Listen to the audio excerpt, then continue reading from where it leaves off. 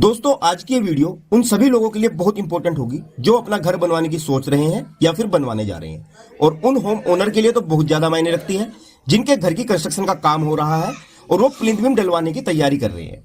क्योंकि 90% कॉन्ट्रैक्टर बावजूद पता होने के भी अपनी टाइम, लेबर और थोड़े से पैसे बचाने के लिए आपका प्लिंथ बीम डालते हुए बहुत सी गलतियां करते हैं और आपके घर की मजबूती के साथ खिलवाड़ करते हैं, क्योंकि आपको इसकी प्रॉपर जानकारी नहीं होती। और मैं आपको बता दूं कि प्लिंथ बीम आपके घर की मजबूती का बेस होता है, जो आपके पूरे घर और दीवारों के लोड को सपोर्ट करता है और इसे सेफली नींव तक ट्रांसफर करता है। तो ऐसे में अगर इसकी कंस्ट्रक्शन सही से न की जाए तो फिर आपका प्लिंथ बीम देना बेकार है। क्यों फालतू में पैसा बर्बाद करना, इससे अच्छा तो आप डीपीसी डालकर अपना काम चला लो। तो अगर आप इन गलतियों के बारे में जानना चाहते हैं और इनसे बचना चाहते हैं तो अंत तक मेरे साथ वीडियो में बने रहें, क्योंकि आज इस वीडियो में मैं प्लिंथ बीम के बारे में 18 ऐसी बातें बताऊंगा जो अगर आपको पता है तो कॉन्ट्रैक्टर या ठेकेदार आपका नुकसान नहीं कर सकता और वह आपको बेवकूफ नहीं बना पाएगा। ओके फ्रेंड्स, तो जानने के लिए वीडियो में अंत तक जरूर बने रहिएगा। तो चलिए वीडियो को शुरू करते हैं बिना किसी देरी के। दोस्तों, चाहे आपको 1 मंजिला घर बनाना हो, 2 मंजिला, 3 मंजिला या फिर 4 मंजिला, प्लिंथ बीम की कंस्ट्रक्शन करते हुए मेरी ये 18 बातें जरूर ध्यान में रखना। जैसे number 1, minimum size of RCC beam should not be less then 9 inch by 9 inch. It means सबसे पहली बात तो आपको यह ध्यान रखनी है कि आपको प्लिंथ बीम का साइज कभी भी 9 इंच बाय 9 इंच यानी कि 230 mm बाय 230 mm से कम नहीं रखना है। इससे ज्यादा रख सकते हैं पर इससे कम नहीं होना चाहिए। यह साइज आप ग्राउंड फ्लोर और G+1 तक के मकान के लिए रख सकते हैं, पर अगर आप G+1 के लिए 9 इंच बाय 12 इंच यानी कि 230 बाय 300 mm का बीम साइज रखते हैं तो अच्छा रहेगा। Number 2, minimum number of bar and dia use in RCC beam. दूसरी बात, कभी भी आरसीसी बीम में 4 बार से कम नहीं रखने हैं। और एज पर IS कोड 456/2000 हमेशा बीम में जो ऊपर के टॉप बार है उनका डाया 10 mm और बॉटम बार का डाया 12 mm से कम नहीं होना चाहिए, क्योंकि बीम का टॉप कंप्रेशन जोन होता है और बॉटम पार्ट टेंशन जोन होता है। इसलिए हमेशा बीम के बॉटम में सरिये का डाया बड़ा होना चाहिए टॉप के बजाय, क्योंकि बहुत से कॉन्ट्रैक्टर बीम में 8 और 10 mm का सरिया दे देते हैं जो बिल्कुल गलत है। पर जब आप खुद से मकान बनवा रहे हैं तब तो आप इन बातों को फॉलो कर ही लोगे, पर इन बातों का खासतौर पर ध्यान तब रखना है जब आपने काम कॉन्ट्रैक्टर को दे रखा हो। तो इस बात का भी आप जरूर ध्यान रखें। Third, minimum grade of steel reinforcement. तीसरा, आप जो बीम में सरिया यूज करेंगे वह कम से कम FE 500 ग्रेड का यूज करेंगे। इससे कम ग्रेड का सरिया आपको बीम में यूज नहीं करना है। ज्यादा ग्रेड का यूज कर सकते हैं पर इससे कम ग्रेड का नहीं करना है। तो इस बात का भी आप ध्यान रखिएगा। Number 4, minimum grade of concrete used in RCC beam is M20। It means आपके बीम में जो कंक्रीट का ग्रेड है वह कभी भी M20 से कम नहीं होना चाहिए, यानी कि 1:3 की रेशो से 1 पार्ट सीमेंट, 1.5 पार्ट सैंड या रेत और 3 पार्ट बजरी या aggregate. Number 5, minimum bar dia of stirrups should not be less than 8 mm। It means आपके प्लिंथ बीम में जो स्टीरअप्स यानी कि रिंग लगेगी उसका बार डाया कभी भी 8 mm से कम नहीं होना चाहिए एज पर IS कोड 456/2000। पर ज्यादातर ठेकेदार 6 mm के डाया की रिंग यूज करते हैं जो बिल्कुल गलत है। इस बात का भी आप ध्यान रखें।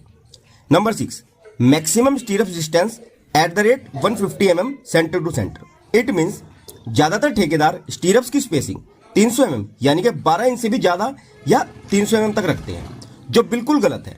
एज पर IS कोड 456/2000 जो स्टीरअप्स यानी कि लेटरल टाइज हैं, जिन्हें रिंग भी कहते हैं, वे बीम के मिडिल सेंटर में 6 से 7 इंच यानी कि 150 से 175 mm और बीम के जो एंड कॉर्नर है वहां पर मैक्सिमम 5 से 6 इंच तक होनी चाहिए। और जंक्शन से जो पहली रिंग लगेगी उसकी दूरी जंक्शन और बीम के एंड से 3 इंच से ज्यादा नहीं होनी चाहिए। तो स्टीरअप्स की स्पेसिंग का आप प्रॉपर ध्यान रखें, क्योंकि स्टीरअप्स की स्पेसिंग ही कॉलम ज्वाइंट्स पर क्रैक आने का सबसे मेन रीजन है। तो इस बात का भी आप जरूर ध्यान रखें। Number 7, minimum hook length of स्टीरअप्स and hook band. सातवां, आप हमेशा यह ध्यान रखना कि जो रिंग बनेगी उनमें ऐसा हुक बनता है। पहली बात तो ये हुक लेंथ 3 इंच और 9D से कम नहीं होनी चाहिए। और दूसरा, जो ये हुक एंगल या बैंड है जो ये मुड़ा हुआ है ये हमेशा 135 डिग्री एंगल पर ही मुड़ा होना चाहिए। ज्यादातर कॉन्ट्रैक्टर इसे 90 डिग्री तक ही मोड़ते हैं जो बिल्कुल गलत है। तो इस बात का भी आप विशेष तौर पर ध्यान रखें। Number 8, lapping and lapping zone. 8वां, जब हम बीम में लैपिंग करते हैं तो ये कंप्रेशन जोन में 24D ली जाती है और टेंशन जोन में 45D। और कभी भी लैपिंग 75 mm से कम नहीं होनी चाहिए। अब बीम में टेंशन जोन और कंप्रेशन जोन क्या है, तो बस आप सिंपली इतना समझो कि बीम के टॉप को कंप्रेशन जोन कहते हैं और वहां लैपिंग 24D करनी होती है, और बीम के बॉटम में टेंशन जोन होता है, वहां लैपिंग 45D रखनी होती है। और एक बात, के कंप्रेशन जोन में लैपिंग हमेशा सेंटर में आएगी और टेंशन जोन में सेंटर में नहीं आएगी, बीम के दोनों एंड पोर्शन में आएगी। Number 9, lapping of bars should be provide alternately. It means आपको सभी बार की लैपिंग एक ही पॉइंट पर नहीं देनी है, ये आगे पीछे करके देनी है। इस बात का भी आप विशेष तौर पर ध्यान रखें। Number 10, स्टीरअप hook position should be alternate. It means आपकी जो बीम में रिंग बनेगी उनके हुक अल्टरनेट पोजीशन पर होने चाहिए, जैसे कि आप देख रहे हैं। Number 11, development length. हमें प्लिंथ बीम के दोनों एंड पर डेवलपमेंट लेंथ देनी होती है। मीन्स जहां भी बीम का एंड हो या बीम कॉलम का जंक्शन हो, वहां आपके बीम के बार ऐसे अंदर की तरफ मुड़े होने चाहिए। यह डेवलपमेंट लेंथ हमारे बीम कॉलम के स्टील और कंक्रीट में एक अच्छा बॉन्ड बनाते हैं, इसीलिए इसे देना बहुत जरूरी होता है। तो ध्यान रखिए कि आपके बीम के एंड पर ये बार अच्छे से बेंड होने चाहिए, सीधे नहीं होने चाहिए। Number 12, cover block. नेक्स्ट जो कॉन्ट्रैक्टर मिस्टेक करते हैं वो करते हैं प्लिंथ बीम में कवर देने में। जी हाँ, बीम के चारों साइड में कवर देना बहुत जरूरी होता है, लेकिन ठेकेदार बिना कवर ब्लॉक लगाए बीम को डायरेक्ट मिट्टी पर या ईंट की दीवार पर रख देते हैं, जो बिल्कुल गलत है। तो इस बात का भी आप हमेशा खास ध्यान रखें और बीम के चारों ओर कम से कम 25 mm का कवर ब्लॉक जरूर लगवाएं। और ये कवर ब्लॉक हर 800 mm की दूरी पर लगे होने चाहिए और इनका कंक्रीट ग्रेड भी वही रहेगा जिस ग्रेड की कंक्रीट आप बीम में डालने वाले हैं। इस बात का भी आपको विशेष तौर पर ध्यान रखना है। Number 13, plinth beam shuttering. Next जो ठेकेदार गलती करते हैं वो करते हैं प्लिंथ बीम की शटरिंग करने में। ज्यादातर लोग प्लिंथ बीम की शटरिंग करने के लिए ब्रिक्स या ब्लॉक्स का यूज कर लेते हैं। जो ब्रिक्स या ब्लॉक आपकी कंक्रीट की स्लरी अब्जॉर्ब कर लेती है, जिससे आपकी कंक्रीट वीक हो सकती है। इसीलिए प्लिंथ बीम की प्रॉपर प्लाई या स्टील की शटरिंग करके ही कंक्रीट करें। तो इस बात का भी आप खास तौर पर ध्यान रखें। Number 14, plinth beam D shuttering. अगर आपने प्लिंथ बीम के नीचे ब्रिक वर्क किया है तो आप प्लिंथ बीम की शटरिंग 24 से 48 घंटे में खोलें, और नहीं किया है तो 48 से 72 घंटों में।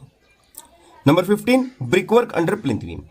एक ज्यादातर लोग प्लिंथ बीम के नीचे ब्रिक वर्क नहीं करते, जिसे कई बार ज्यादा बरसात में जमीन बैठकर घर सेटल होने लगता है और दीवारों में क्रैक्स आ जाते हैं। तो ध्यान रखना, हमें प्लिंथ बीम के नीचे ब्रिक वर्क करना जरूरी होता है ताकि दीवारों के क्रैक्स और सेटलमेंट को अवॉइड किया जा सके। प्लिंथ बीम के नीचे ब्रिक वर्क कब करना है और कब नहीं करना है, इस पर हमने डिटेल में वीडियो बनाई हुई है। इस वीडियो का लिंक ऊपर आई बटन में है, आप जाकर देख सकते हैं। नंबर 16 है प्लिंथ बीम हाइट को लेकर। एक ज्यादातर लोग अपने प्लिंथ बीम की हाइट कम रख लेते हैं, जिससे उन्हें बाद में बहुत परेशानी होती है। पर प्लिंथ बीम की हाइट भी बहुत मायने रखती है। अब आपको प्लिंथ बीम की हाइट डिसाइड कैसे करनी है, तो आप प्लिंथ बीम की हाइट डिसाइड करते हुए एक चीज माइंड में रखो कि आपके घर के सबसे पास वाला जो भी रोड है, अगर वह पक्का है तो फिर तो आप प्लिंथ बीम की हाइट रोड लेवल से 1.5 फीट ऊंची रख सकते हो। पर अगर आपके मकान के पास वाला रोड कच्चा है तो हो सकता है वह 2 से 4 साल में रोड पक्की हो, तो वह ऊंचा उठेगा। तो आपको पहले ही प्लिंथ बीम की हाइट 3 से 4 फीट ऊंची रखकर चलनी है, ताकि बाद में आपका मकान नीचा ना पड़े। तो इस बात का भी आपको जरूर ध्यान रखना है। Number 17, plinth beam curing. Next आपको प्लिंथ बीम की क्यूरिंग मींस तराई भी प्रॉपर तरीके से करनी है, ऊपर से सिर्फ पानी छिड़क कर नहीं बल्कि प्रॉपर जूट की बोरी बिछाकर। तो इस बात का भी आप ध्यान रखें। और लास्ट सबसे बड़ी मिस्टेक आती है क्लीनिंग ऑफ बीम की, क्योंकि बीम की कंस्ट्रक्शन के बाद जो हमारा नेक्स्ट स्टेप आता है वो आता है मुरूम फिलिंग का। और ज्यादातर ठेकेदार मिट्टी फिलिंग के बाद प्लिंथ बीम को क्लीन किए बिना उस पर डायरेक्ट ब्रिक वर्क करना स्टार्ट कर देते हैं, जो बिल्कुल गलत है। इससे आपके बीम और ब्रिक मेसनरी बॉन्डिंग नहीं बन पाएगी। तो आप ये ध्यान रखें कि जब भी ठेकेदार प्लिंथ बीम के ऊपर मेसनरी वर्क स्टार्ट करे तो उससे प्लिंथ बीम को पहले अच्छी तरह से क्लीन करवा लें। उस पर किसी तरह की लूज सोइल और मिट्टी नहीं रहनी चाहिए। तो आई होप के प्लिंथ बीम की कंस्ट्रक्शन कैसे करनी है अब आप अच्छे से समझ गए हैं।